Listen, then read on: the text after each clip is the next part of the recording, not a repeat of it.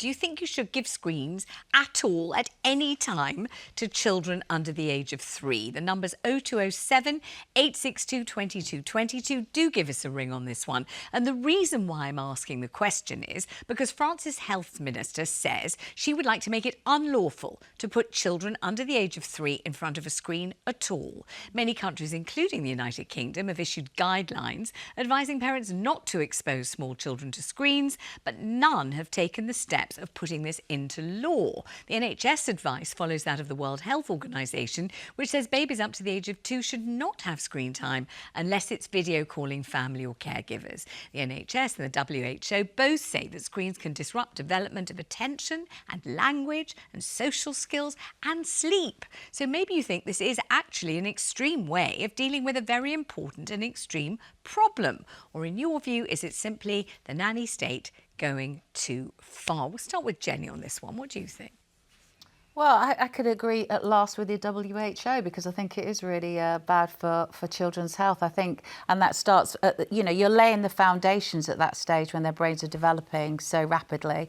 And longer down the line or further down the line, I think, what's happening now is that all our kids are disconnected. All our kids, their family, familiar friend is more likely to be a screen or what they're seeing on it than us. And I'm really sad about the disconnection that there is with younger people now, and it all goes down to that, and starting so early on. Did you have a difference? I'm a criminal to it though, because I remember 25 years ago discovering a DVD player and wanting to go on holiday and have a quiet meal and getting this DVD player and putting a movie in and shoving it on the floor underneath the dinner table on holiday and shoving my daughter. But was it different? Because you've got one who was probably brought up without screens, because my daughter and your next one had screens. So you've lived the through older both. one's horrified with the younger one. So you've seen the difference. Yeah, she's like, Mum, she's in the Matrix. Yeah. How'd you get her out? I come to visit her. I haven't seen her all week.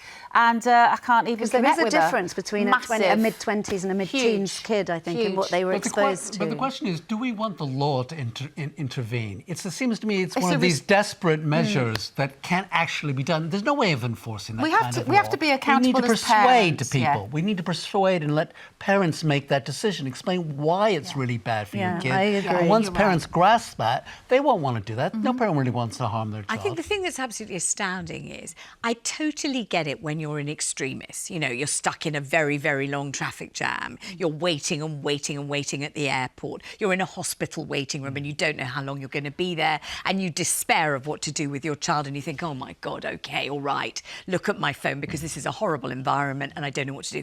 But when you see, for example, entire families on holiday and they're at the beach and the baby's staring at a screen, an actual baby that can't even talk, get the 2-year-old staring, and it's the turn 5-year-old time, staring, and the 8-year-old staring, and their parents are all staring. Yeah. And this is holiday. They're not under stress. There's no pressure. This is the time of the year when you've paid, as we hear, as everybody said, Cally, quite right, to be there educating your children on this wonderful holiday, and every single member of the family is staring silently at a screen, and you think, oh my gosh, what's going on here? This can't be good. And I think of the way my parents, especially my dad, used to grill us almost literally at mealtimes. What do you think of Kinnock? You had to have an answer, tell a funny story about your day. You had to come up with something. There was sprightly conversation. They told you off about your table manners. They drove you crazy. Obviously, it was damned annoying in many ways. And would I have rather watched an episode of The Virginian or Cracker Jack? Of course. But still, it was a way of connecting and learning and being stretched and jolly well told off at all times.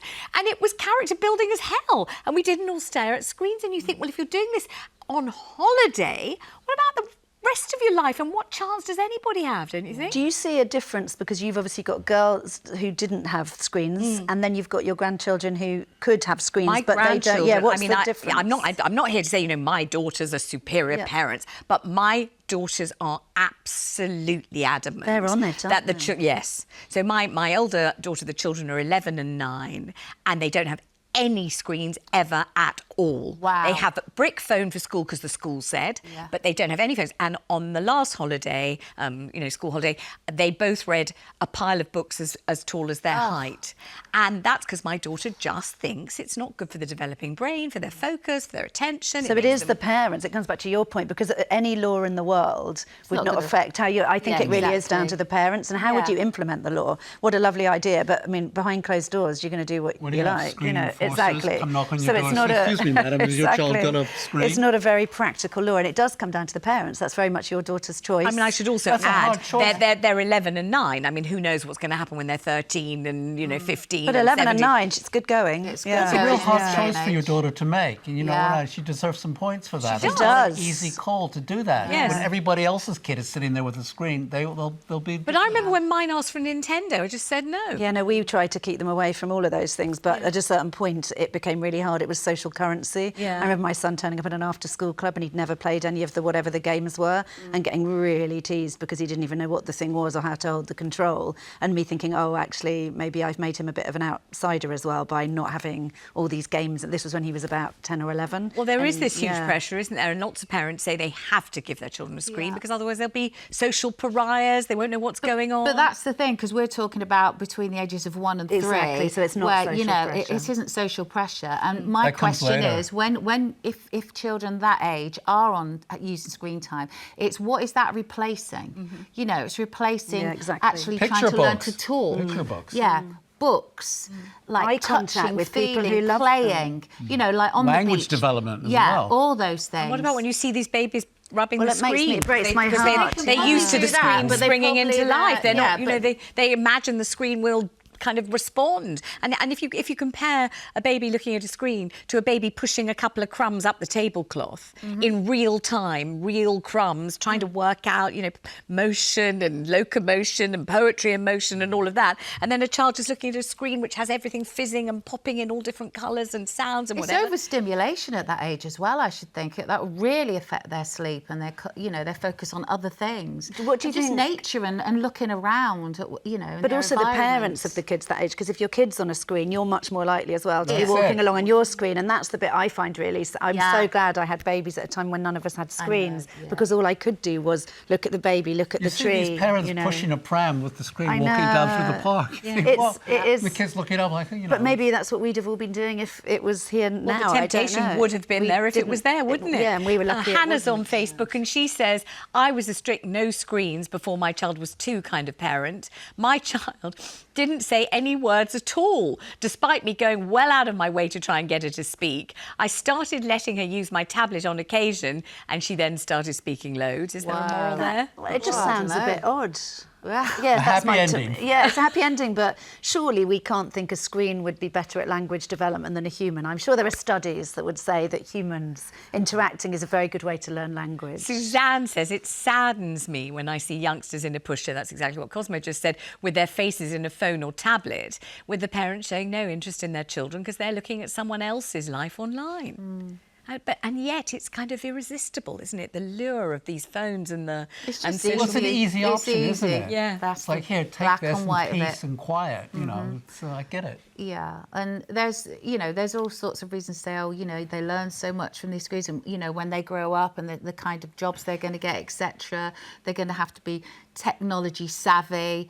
But I just think the connection That just is makes going. parents feel better about giving them the I screens. think so. 100%, and I do feel like the connection's going.